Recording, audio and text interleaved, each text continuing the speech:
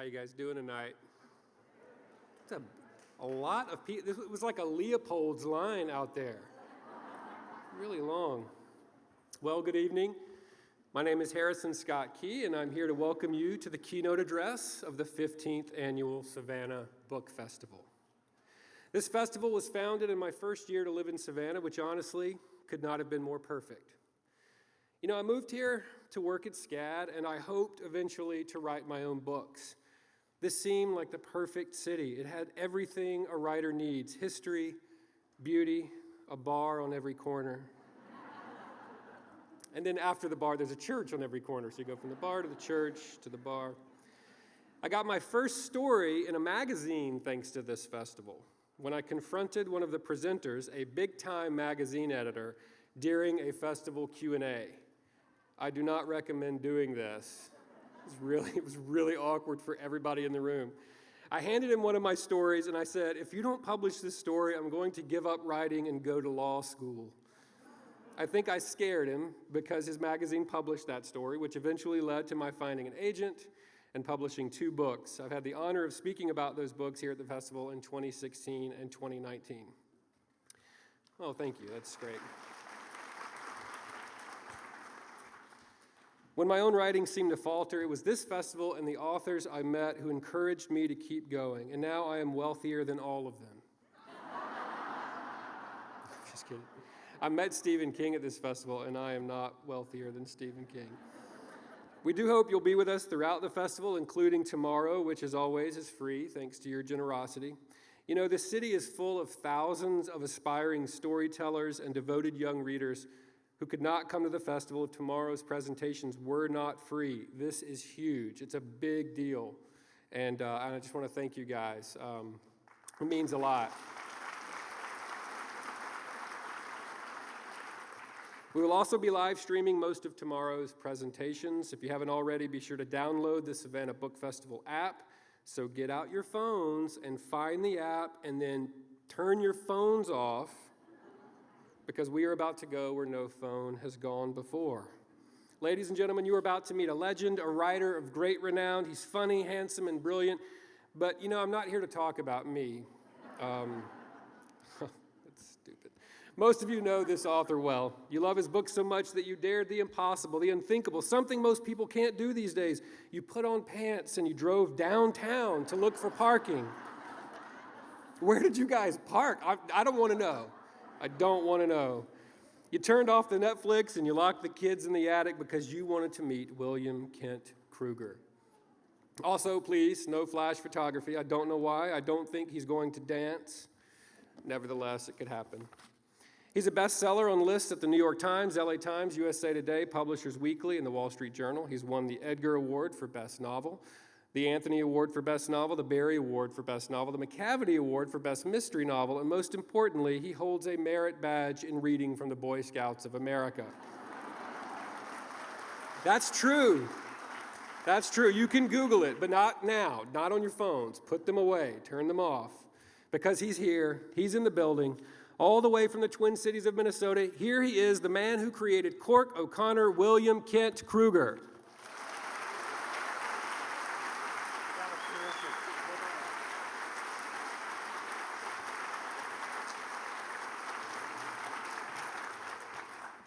I'm not sure I can top that. Thank you so much, Harrison, and thanks everybody for coming out this evening. It's such a pleasure to be here to speak to you, such an honor to have been asked to give the talk this evening.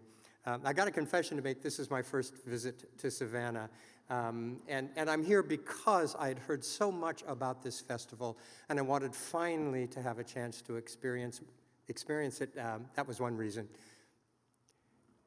So I have to be honest with you, the other reason is this. When my wife and I left Minnesota to come here yesterday, yeah, it was 1 below 0. And it wasn't looking like it was going to get much better. So being here it's like being next door to heaven. You are so lucky. Such a beautiful place. Before I make any remarks, I just want to say thank you to everybody who worked so hard to put this festival together. From the people on the board who've been working now for probably a good year to make this happen, to the sponsors who have contributed generously to make sure this happens, to the volunteers who, across the course of this weekend, are going to be putting in hours of their time in 100 different ways. Yeah, let's give them all a round of applause.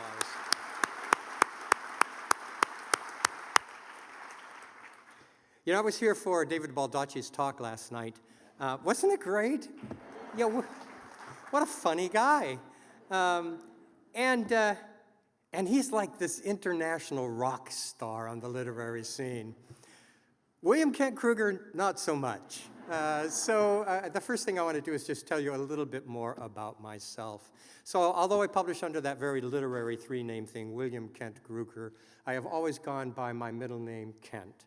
So if we happen to stumble across one another during the festival this weekend and strike up a conversation, feel free to call me Kent.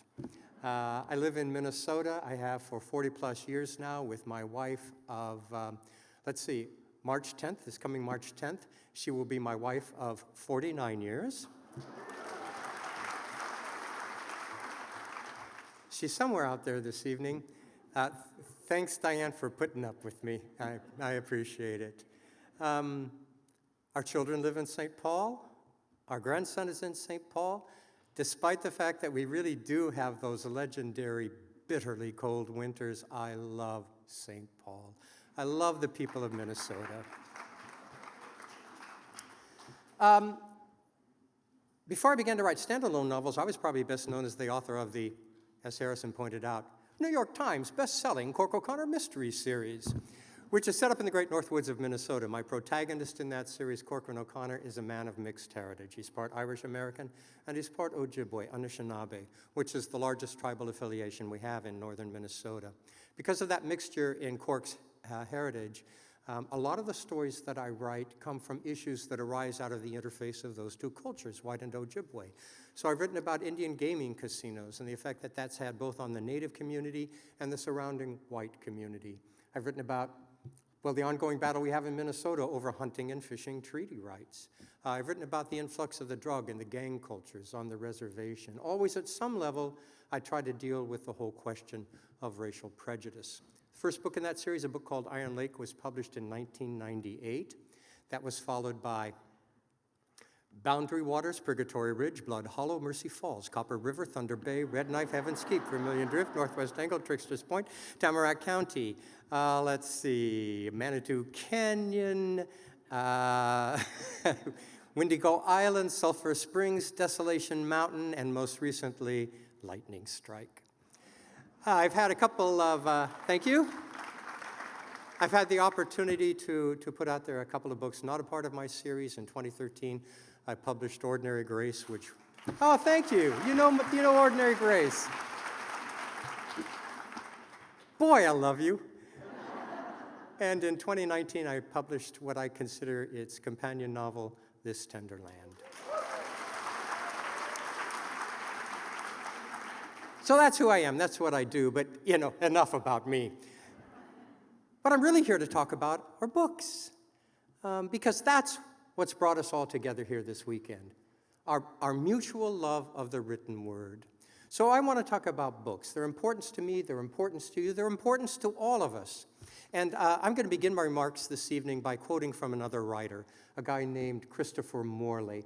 And then I'm going to liberally sprinkle the rest of my remarks with quotes from other writers. And I do this for a couple of reasons. First of all, I think they've got some important things to say to us this evening. But the other reason is that I learned a long time ago, if I quote smart people, it makes me look smart too. So this from Christopher Morley. Lord, when you sell a man a book, you don't just sell 12 ounces of ink and glue and paper. You sell him a whole new life. Love and friendship and humor and ships at sea by night. There's all heaven and earth in a book, a real book. What a great way to begin a conversation about the importance of books. Now, I kind of scoped out the audience as you were coming in today, and you seem to me like a pretty intelligent, perceptive bunch of people, generally speaking. And I'm betting if I were to ask you, what was that book in your own life that first made a difference? The book you first fell in love with, the book that first opened your eyes to the world in a different way, the book that first showed you the power of a good story. I'll bet you could tell me what that book was. Take just a moment and think to yourself, what was that book for you? Was it The Black Stallion? Was it Little Women? To Kill a Mockingbird? Dr. Seuss? Look Homeward, Angel? Oh my God, you were a precocious reader. Well, since I can't do that this evening, I'm going to tell you what that book was for me. It's kind of an odd little book, but I think when I explain it, you'll understand its importance to me, particularly as a storyteller. So back in the 1940s, my publisher, Simon & Schuster, began putting out a line of books that were meant for very young readers. They were called Little Golden Books. You all remember Little Golden Books, right? Yeah. So there was one book in that series that was a particular favorite of me and my brothers and my sister. It was called The Happy Family. It was one of those books where the title said it all. It was about this impossibly happy family. There was a mother and a father, a little boy and a little girl. They had a cat and a dog. They lived in this nice suburban tract house, and they even drove, I swear to God, a station wagon. You know, in truth, not much happens in the Happy Family. There's a birthday party, which they hold in the backyard of the house, and a little bit later they go for a beach outing. And about the most exciting thing that happens across the whole story is some ants try to get at the birthday cake in the backyard. In terms of what we think of as compelling plot, it's about as insipid as you could get. So why did my brothers and my sister and I clamor for our father to read that book to us night after night? Well, if he'd read the book the way it was printed, I know we'd have grown tired of it quickly, but my father never did that.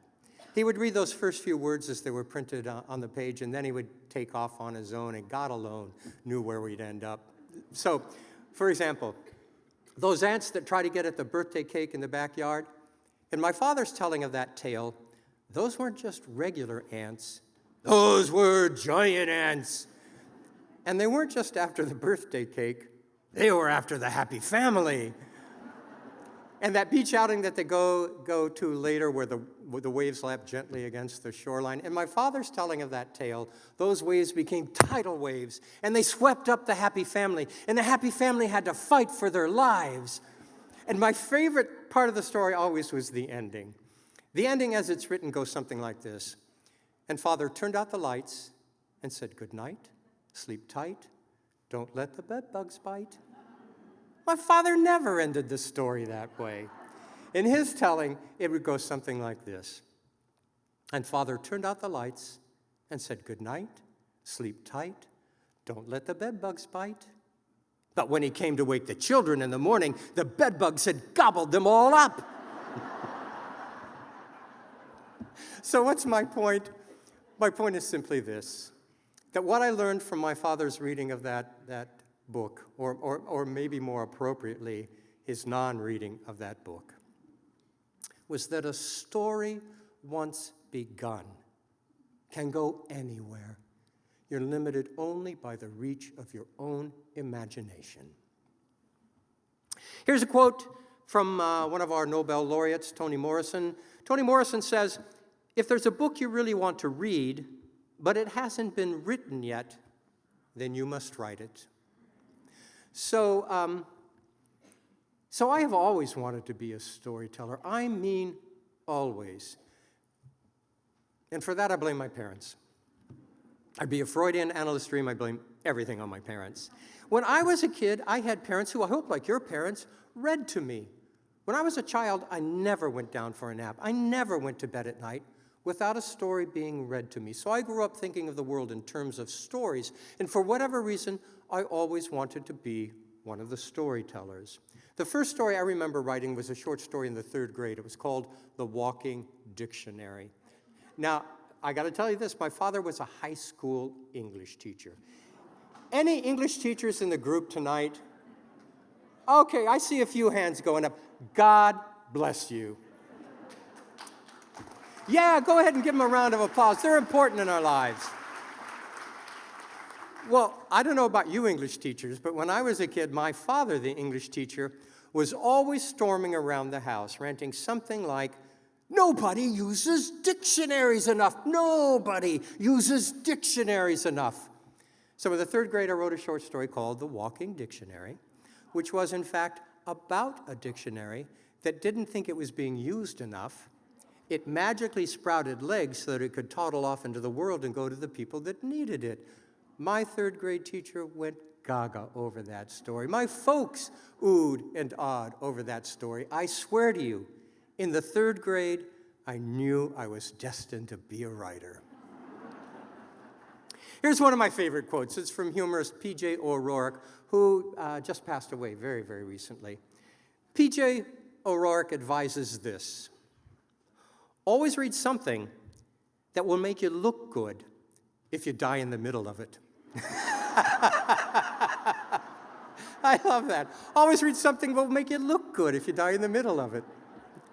So, despite the fact that my father, the high school English teacher, did his best to raise his children on literature with a capital L, I haven't always been I haven't really been discerning necessarily in my choice of reading material. And that was especially true in my adolescence. Now, that changed dramatically the summer I was 12 years old.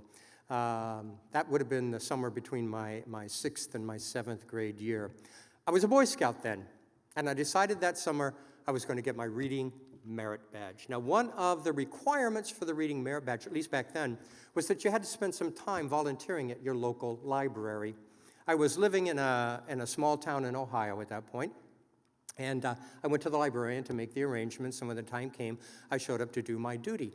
Now, this was long before they had computerized check-in and check-out. Do you guys remember that little envelope thing that used to be glued inside the back cover of every book, with the check-in slip inside it? So what they did was they put me to work date stamping the returned books. They gave me this little black ink pad and a changeable rubber date stamp. And so for my first hour there, it was sort of ka-chunk, ka-chunk, ka-chunk, ka-chunk, ka-chunk, ka-chunk. And after about an hour of that, the librarian proceeded to walk my way and ask me a very librarian-esque question. She said, "Kent, what do you like to read?" God, I'm so ashamed. The truth is, I like to read comic books, but I didn't want to tell her that. And so I briefly considered lying to her, but there was that whole, "a scout is trustworthy" thing going on. So I told her the truth, and without batting an eye, this wonderful woman said to me, "Have you ever read The Count of Monte Cristo?" I walked out of the library with that great Dumas classic under my arm, and I came back a couple of weeks later and checked out The Three Musketeers. And when I'd read everything that our library had by Dumas, I asked her, "What should I read next?" And she turned me on to H.G. Wells and Jules Verne and Arthur Conan Doyle and Jack London and Robert Louis Stevenson and all of these authors who wrote stories that were perfect for capturing a boy's heart and a boy's imagination. I don't know how you think about your librarians, but I don't think of librarians as simply those people who keep the books on the shelves in the right order and maybe give us a hard time if we return them late. I think of librarians in a very real way as important guides in our understanding of the world. And I think that's especially true when we're children, and they guide us toward those books that help us understand ourselves and the world better. I think of libraries as the archives of our culture.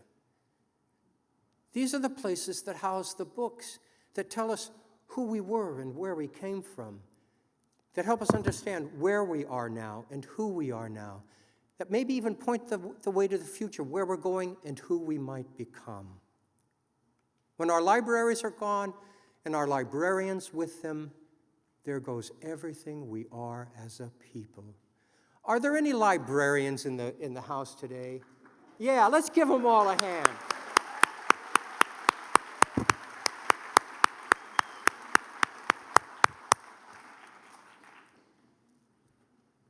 Here's a quote from another Nobel laureate, Albert Camus. Camus says, "Fiction is the lie through which we tell the truth." Fiction is the lie through which we tell the truth. I love that quote particularly as a storyteller. I mean, the truth is that those of us who write fiction, because we write fiction, are occasionally accused of writing lies. In my own case, if it's true, well, I blame my parents. Because when I was a kid, they encouraged me to write down my lies. And as a result, I grew up thinking of the world as this immense, beautiful construct of imagination. The problem is that the older I got, the more I realized that the real world and the world of fiction don't really mirror each other very, very well. I mean, how often is it in real life that you ever see a clear beginning and a clear middle and a clear ending to anything? And good luck making sense of it all. The world is simply chaos. We know that. The world is chaos. But I think we're always looking for structure for our lives. I think we all hunger deeply for meaning. And I think that's where the true importance of story comes into play. Because when we're in a story, we're someplace that does make sense.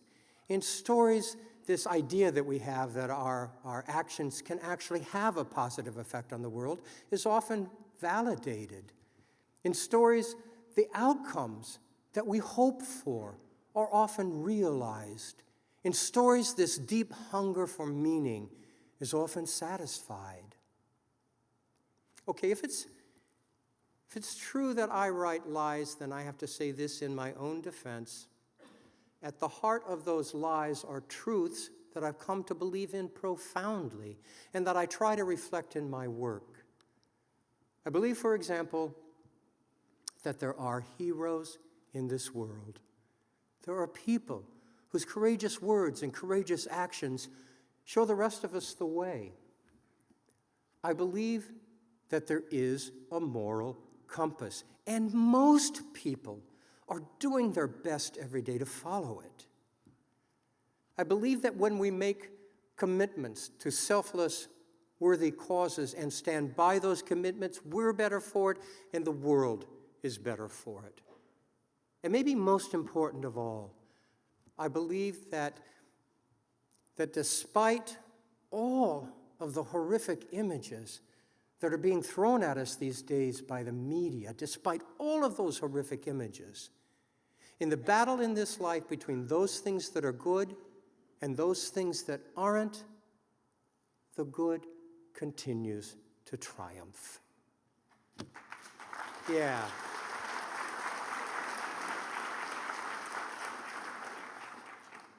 And here's maybe my favorite quote of all time. It's anonymous, it's not attributed to anybody, which is really too bad, because if I knew who said this, I would run up to that person and throw my arms around them, because I so resonate with the spirit at the heart of this quote. Here it is. Anyone who says they have only one life to live must not know how to read a book. Isn't that great? Anyone who says they have only one life to live must not know how to read a book. Books, better than anything I can think of, give us a window on other lives, a window on other perceptions, a window on other experiences, a window on other perspectives. Books, better than anything I can think of, help guide us to an understanding of one another. Better than any piece of advice we're going to get from the pulpit or any advice our parents gave us that we're going to pass along to our children. Books help guide us to an understanding of what's best in each of us. When we spend some time with Thoreau on the banks of Walden Pond, we're reminded of the necessity of finding quiet places in our own lives that will help us contemplate life more deeply. When we stand beside Piggy and Ralph on an unnamed desert island in Lord of the Flies and we face off with a horde of schoolboys painted like savages, we understand the brutality that's possible in a world where strength alone governs. When we sit with Jem and Scout in the balcony of the Macomb County Courthouse and we listen to Atticus Finch valiantly defend a black man accused of raping a white woman, we're encouraged in our own defense of those ideals, those values that we believe are worth fighting for. And God bless Ogden Nash, who offered this sage advice on the wooing of a woman. Candy is dandy, but liquor is quicker.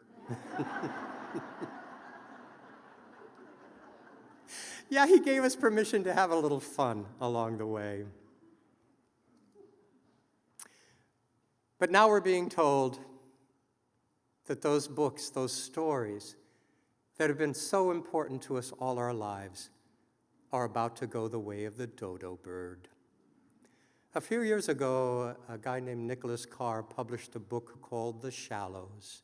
It was shortlisted for the Pulitzer Prize in nonfiction in that particular year. Among the many theses that Carr throws out is this.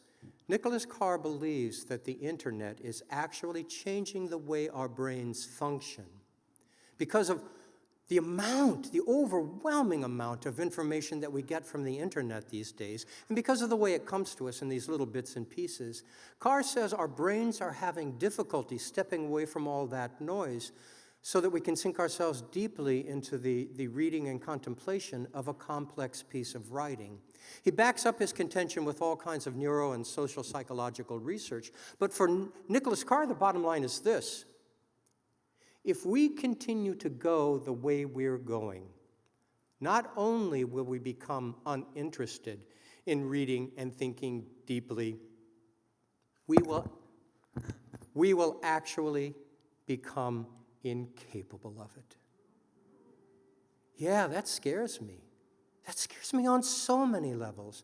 And one of the things that scares me most as a storyteller is I'm afraid we're going to lose our appreciation of story. And without stories to help guide us through all of this chaos, without stories to help guide us to what's best in each of us, I'm really afraid of the kind of people we might become. I'm Methodist. That's neither here nor there. Oh, but I got to say this. Last night after Baldacci's talk, I went to the square across the way here where there's this gigantic monument statue of John Wesley, who, for those of you who don't know this, was the founder of Methodism. I don't know if you know much about John Wesley and Methodism, but he was not a fan of dancing and drinking. We don't pay much attention to that anymore in my Methodist church anyway, thank goodness. So I'm a Methodist. And when I go to church on Sunday, I like to sit up in the balcony for a couple of reasons. First of all, I usually have the place to myself and nobody bugs me up there. But I've also discovered that if I sit up in the balcony, I don't necessarily have to pay attention to what's going on in the service. Yeah, and I can give myself over to the contemplation of things not necessarily of a spiritual nature. So I was sitting up there a couple of weeks ago, and I was thinking about this talk I was going to give you this evening, trying to figure out what I might say that might have some impact, and I had no idea what I was going to say. And I was thinking about those dire predictions of Nicholas Carr, and all of a sudden, out of the blue, well, it was out of the blue because I wasn't paying attention, our minister said, "Go forth," thundered it, scared the crap out of me. And I still have no idea what the context for that particular pronouncement was. But for me, it was sort of like the voice of God coming down to give me some direction. Go forth, go forth. So if I had a message for you this evening, it would be that message. Go forth. Go forth and become the people you want to become. Forget about all those dire predictions of Nicholas Carr. Don't let circumstances dictate who you are. Take control of your circumstances. Commit to this. Commit 1 hour every day to turning off your computers and your televisions and your cell phones and all that electronic distraction, and give yourself over to the reading of a good book and the deep contemplation that can come from that. Encourage your children, your grandchildren, your nieces, your nephews to be the best people they can become. Encourage them to turn off their iPods and their iPads and their video games and their distractions, and for an hour every day, give themselves over to the reading of a book. I've got to tell you, it seems like our children's souls are hungry. But our souls are hungry. And I think what we all hunger for is quiet. I think we hunger for the kind of quiet in which deep contemplation becomes possible. I think we hunger for the kind of quiet in which great stories can find a home. So that's what I wish for you this evening, that you will go forth and find that quiet.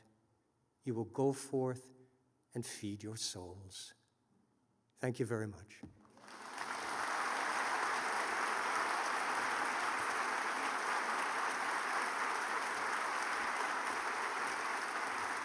Thank you. Am I off? Oh, that's right. Nice try.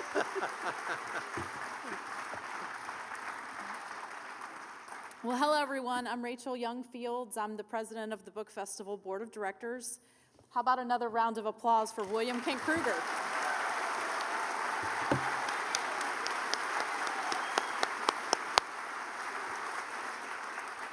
Mr. Krueger is going to take some questions from the audience. I will ask that, so we can get in as many questions as possible, please ask a question and don't tell a story. We have some, raise your hand. Anybody has a question?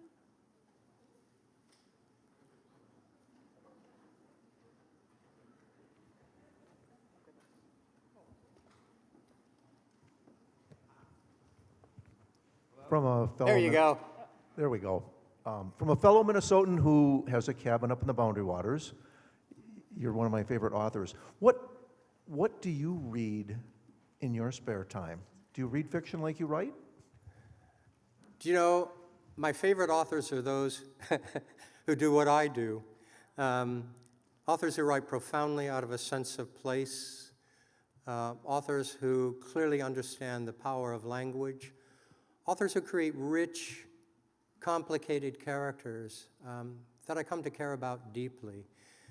If I'm reading in the genre, I'll read James Lee Burke, Dennis Lehane, Craig Johnson, C.J. Box. If I'm reading outside the genre, I tend to read Midwestern authors because I think a case can be made that there's a Midwest voice in literature. It's a very spare voice, but very eloquent, and rises significantly out of our understanding of the relationship that we have with this land we occupy. In the Midwest, we take great pride in believing that we shape the land, but in truth, the land has shaped us as well. So I don't know if the name Marilyn Robinson means anything to you. Her novel Gilead is one of my all-time favorite novels. Kent Krueger, who passed away a few years ago, wrote wonderfully of small-town life on the plains of eastern Colorado. The humanity with which he paints his characters is so beautiful. I love his work. I love the poetry of Ted Krueger, Nebraska poet.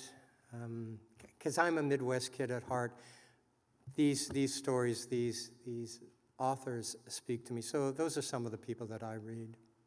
But I have to be honest with you, the vast majority of my reading these days are of what are called ARCs, Advanced Readers Copies, or bound galleys. These are early copies of books that you're not going to see on the bookshelf for another 6, 8, maybe even a year, 6, 8 months, maybe even a year. And I've been asked to read them to offer a dust jacket quote. You know, you've seen on the cover of a book, Stephen King says this is the best thing since the Bible. When I broke into the business, established authors were kind enough to give me quotes, and so it's one way to pay back, to pay it forward. So a lot of what I read these days are ARCs. Yeah. I'm just curious about, I've read most of your books. I'm not from Minnesota. Spent almost no time there, but. More's the pity. That's right. I guess my favorite is This Tender Land. And I'm just curious, a lot of people say or note that it might be a tribute to Huck Finn. Did you set out to write that just as a tribute to that story? Or did it just fall into that and you sort of Yeah, so This is a great question, thank you. Here's the seed for this. For those of you who have not read This Tender Land, here's the down and dirty on This Tender Land. It takes place in the summer of 1932, deep in the Great Depression. It's the story of 4 orphans running from the law because they've committed a terrible crime, but for the right reason. They know if they take to the roads to get away, they'll be caught quickly because a huge manhunt has been launched to capture them. They're afraid to ride the rails, as everybody was doing back in the Depression, because the railroads back then were patrolled by private cops called bulls. And the bulls had a reputation for being incredibly cruel. So the kids are afraid to ride the rails. Instead, they take to the rivers. They canoe a river called the Gilead to the Minnesota. They canoe the Minnesota River to the Mississippi. And their plan is to canoe all the way down the Mississippi to St. Louis, where they believe they have family and they'll be safe. This is a story I've wanted to write since I was 11 years old. When I was 11, 5th grade, toward the end of that year, our teacher read to the class The Adventures of Tom Sawyer. Yeah, she did it by reading half an hour after lunch every day. She was my favorite teacher. And I loved that book because here was this kid, and he was just like me, and he was out there on the Mississippi River having these really great adventures. And after that, of course, I had to read Adventures of Huckleberry Finn, which I loved even more. And honestly, across my entire career as a writer, I have wanted someday to write a book that would pay homage to Mark Twain, that might be in its own way an updated version of Huck Finn. So yeah, that guided me in the work significantly.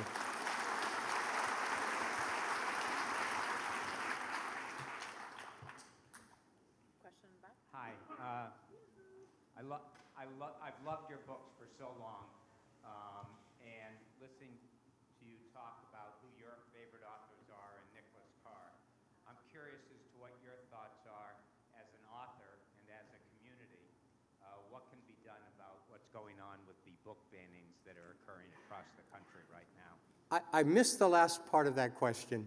As an author and as a community, what do you think can be done regarding the book bannings that are occurring across the country right now?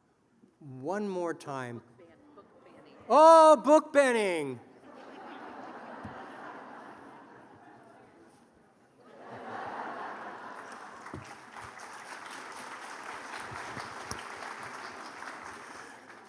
You know, every author would say this. I hope my book gets banned. You know, everybody will buy it then. We have no right. Nobody has any right banning books.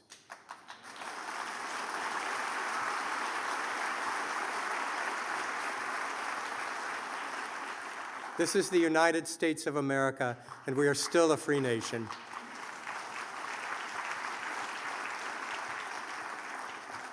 And free access to whatever we want to read, I think, is a cornerstone of our democracy. I really do believe that. So, I'm against it. And what can be done as a community? You stand up and you make yourself heard. And you go to the school board meetings and to the community meetings, and you make sure that your concern, your belief, this value that you hold dear is fought for.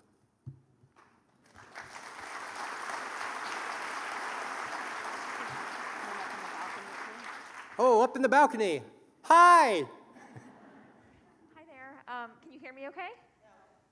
Not so much. Now? Why don't you try me? Six. There we go. That was better. Okay. Now can you hear me? Yeah.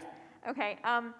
One of the things I've had trouble with over the years is finding male authors that write well for women characters or female characters. And then I discovered the book Ordinary Grace, and I thought that was the most beautiful book I've ever read, and the women characters were written so well. And my question for you is, do you plan on writing any more standalone books like Ordinary Grace or This Tender Land? Thank you very much. Well, I'm so happy that you enjoyed the women characters in Ordinary Grace, because I was, for the most part, talking about people out of my own family. Ruth, for those of you who've read the novel Ruth Drum, that was my mother. Anyway, let's not go there.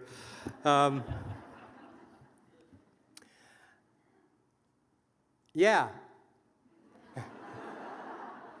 When I wrote Ordinary Grace, I thought, this is the story I was born to write. I will never write a book as fine as Ordinary Grace. And then I wrote This Tender Land, which I love every bit as much as Ordinary Grace. I hope that I still have somewhere inside me the seed for an idea that will come to fruition with the same beauty, the same depth of character and emotion that I was able to invest Ordinary Grace and This Tender Land with. Will I be able to do that? God only knows, but as a writer, you just keep trying. The next book in my Cork O'Connor series will be coming out in August. It's a book called Fox Creek, and I have been dabbling with another standalone that I won't say anything about this evening, because I'm all about suspense. Thank you for asking.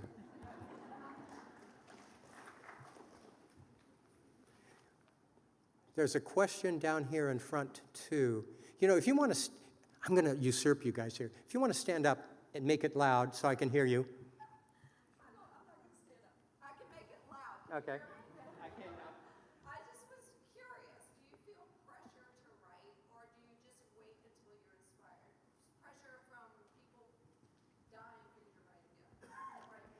So the question is, do I feel pressure to write because people want me to write more? People expect me to write more. You know, generally speaking, I don't feel that pressure. I have enough freedom in what I do these days as a writer that I can pretty much write whatever I want to. But I have a story for you in that regard, because there was one period in time when I was crushed by the expectations of a book that I was supposed to write. So when if those of you who read Ordinary Grace, I don't know if you know this, but when I pitched that project to my publisher, they didn't want it. In fact, they called me out to New York City in kind of a panic and set me down and said, Kent, we only want Cork O'Connor novels from you. So I knew if I wrote this piece, it was going to be a risky proposition, but it was a story that spoke to me in such a compelling way that I knew I had to write it. So across the next 3 years, without a contract, I wrote the manuscript for Ordinary Grace. Even though my publisher had told me they didn't want it, when I finished that manuscript, I went ahead and sent it to my editor at Simon & Schuster. She fell in love with it, and she said, of course we're going to publish it, and they did. And Ordinary Grace has just had this incredible, really gratifying reception from critics and readers alike. It's sold more than a million copies so far. It's been translated into a couple of dozen languages, won tons of awards. And when my when my publisher saw how well that book was doing, boy, did they want another book just like it. So I signed a contract for a companion novel to Ordinary Grace. They paid me a shitload of money, and I spent the next 2 years writing what I believed would be the companion novel to Ordinary Grace. Now, that manuscript was contractually due to my publisher 6 years ago. 2 months before that contractual deadline, I set up a meeting in Chicago to talk to my agent about revisions to the piece, because there were problems with it. I knew it, she knew it. 2 days before we met, I sent her a note saying, when we get together, I don't want to talk about how we revise this piece. I want to talk about how we keep it from being published. Yeah, because it wasn't the book I thought, it wasn't the story I thought it was going to be. I didn't know how to make it that story, and frankly, my heart wasn't in it. My publisher actually turned out to be pretty understanding. They said, fine, you don't have to give us this manuscript, but you still owe us a companion novel. So here's what was going on. The whole time, the expectations for that follow-up novel were enormous. And the whole time I was trying to write the piece, I just felt crushed by the weight of all those expectations. And the truth is, when I was writing it, what I was doing was trying to meet everybody else's expectations instead of writing the story that spoke to me from my heart. But as soon as all that weight got lifted off my shoulders and I felt free again, I saw so clearly the story I should have been writing, the story that did speak to me from my heart. And that became This Tender Land. Yeah, thank you for asking. We got a question back there. Yep. Hi, can you, you can hear me, okay. Yeah, we can. I want to go to Aurora for a minute and ask you two questions. who influenced your development of the character Cork O'Connor, and have you met the real Henry Malou? Okay, let's take Cork first. Here's the evolution of Cork O'Connor. Long before I knew I was going to write a book, a manuscript, any kind of a story, I had in mind a guy I might want to write about. And all I knew about him in those very early days was this. He was going to be the kind of guy who was so resilient that no matter how far life pushed him down, he would always bob back to the surface, and his name would be Cork. Swear to God. You know, I told that to an audience not too long ago, and some wise guy in the audience said, "Why didn't you just call him Bob?" So I had the idea for Cork, and then I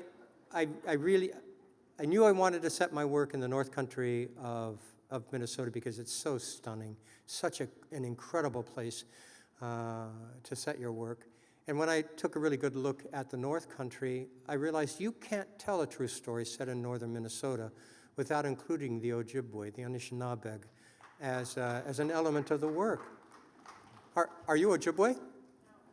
But you appreciate the value that our Native brothers and sisters bring to the world. Thank you. So I knew I was going to include the Ojibwe culture as an element of my work. Now, when you're a writer of fiction, what is it you're looking for? You're looking for conflict, because it's conflict that drives great stories. What is it that drives Romeo and Juliet? It's the conflict between those powerful families, the Montagues and the Capulets, in which our star-crossed lovers find themselves caught. Or Moby Dick, Ahab and that white whale, conflict, conflict, conflict. When I looked up north, that's all I saw was conflict. Conflict in the rugged country up there, conflict in the weather up there, conflict in the cultures trying to live up there amicably and often not doing a very good job of it. But when I thought more specifically about the whole issue of conflict, I thought, wouldn't it be interesting to create a protagonist who is of mixed heritage, who represents two different cultures in who he is?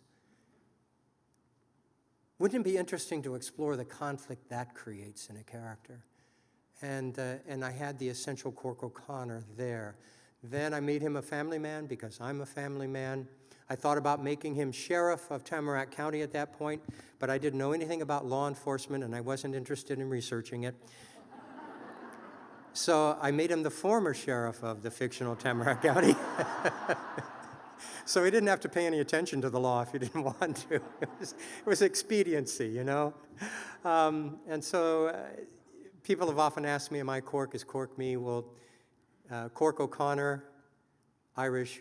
Krueger is not an Irish name. Cork is Catholic. I'm Methodist.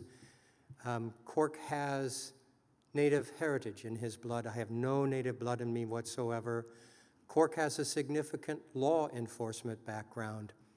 I spent a night in jail once. So there are many differences, but essentially how Cork sees the world is how I see the world. Cork believes one of the reasons we're put on this earth is to seek justice for others, and I believe that as well. Cork believes that in this life you make commitments, and come hell or high water, you stand by those commitments. Cork believes that in this life, the most significant relationship that we're probably going to know is family, and I believe that as well. So there's Cork for you.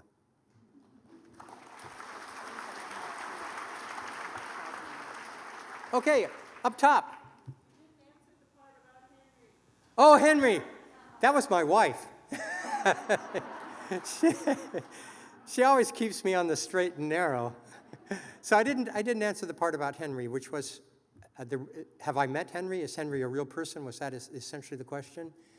You know, for those of you who don't know my series, Henry Malou is a recurring character. In fact, he is pretty much at the heart of every Cork O'Connor story. He's the nearest thing I write to a stock character, the wise old medicine man. Henry is about 105 years old. He is wise, and he's courageous, and he's compassionate. and he's funny, and he farts a lot, as old people tend to do. And he's Cork's mentor. He's the guy Cork turns to whenever things get so knotted up, Cork can't figure things out. But Malou never offers Cork an answer. Typically, he'll pose a riddle or he'll point a direction. And when Cork has solved the riddle or gone in the direction that Malou has pointed him and has found the answer, then he understands what Malou was trying to tell him. Don't we all wish we had a Henry Malou in our lives? I do not, but I know he's real because I have a lot of friends in the Ojibwe community who've told me, oh, that's our elder so-and-so. So he's out there. You just have to keep looking. What else? How are we doing on time? This will be the last question. Last question. Okay, I don't want to put any pressure on you, but make it a good one.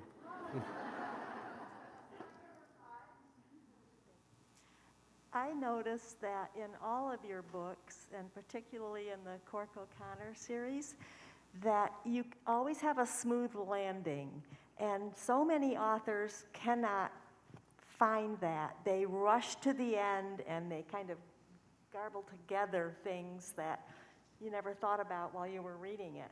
But yours are so perfectly done, and you can segue into the next Cork O'Connor. I just love it. I love all your books. Thank you. How do you do it? Thank you very much. Was there a question in that?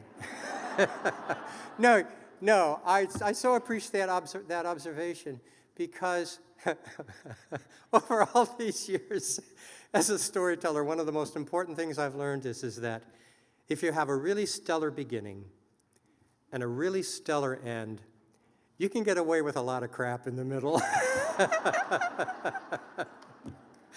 Folks, I just want to, what a lovely audience you have been this evening. Thank you so much for turning out.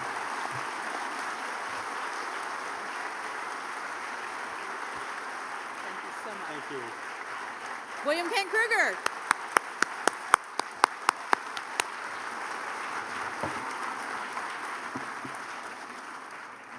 Do you guys feel inspired for Festival Saturday? Well, thank you so much to William Kent Krueger, and thank you also to all of our sponsors, and in particular our good friends Georgia Power, David and Nancy Cintron, Betsy Lancaster, the Philip E. and Nancy B. Beekman Foundation, and the Gerald D. and Helen M. Stevens Foundation, with a special thanks to a grant from Georgia Humanities. I also want to recognize Maura Savchin as the generous sponsor of tonight's keynote event. Thank you for making tonight possible.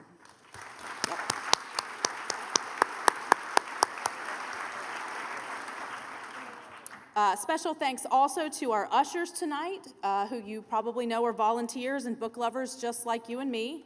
Please join me in giving a round of applause to Southbridge Book Lovers and Word Warriors Book Clubs.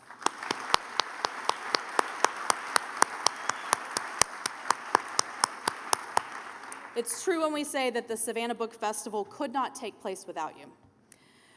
Be sure to join us tomorrow when over 35 authors will be sharing stories and ideas at venues around Telfair, Wright, and Chippewa Squares. Check your program for the schedule and additional information, and make sure to download the free Savannah Book Festival app if you haven't already. Details of how to download the app are also located in your program. The 3 stations for vaccine or negative test verification will be available tomorrow beginning at 8 a.m., so please give yourself time to visit one of those before attending your first presentation tomorrow to receive a wristband. Additional information is also in your program or on our website. And please join us on Sunday for the closing address, when we will host a conversation with the Friends and Fiction group of 4 New York Times best-selling novelists. Yeah, it's gonna be good.